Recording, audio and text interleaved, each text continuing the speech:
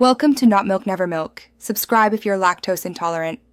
In this video, I will show how to set clock on Acura RDX 2011 full guide.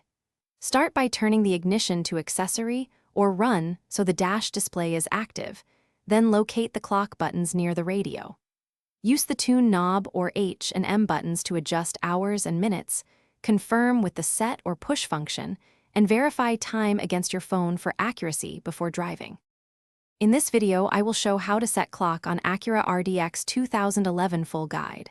First, press the clock or display button until the time digits blink, then rotate the tune knob to select the hour and press it to confirm. Next, adjust the minutes with the knob, press set to save, and wait a moment for the display to return to normal. Check AM or PM orientation if displayed and readjust if needed. In this video, I will show how to set clock on Acura RDX 2011 full guide. If the clock buttons do not respond, try fully powering the car off and on to reset the system, then attempt the procedure again. If the audio head unit has a touchscreen, the steps may differ, so check your manual.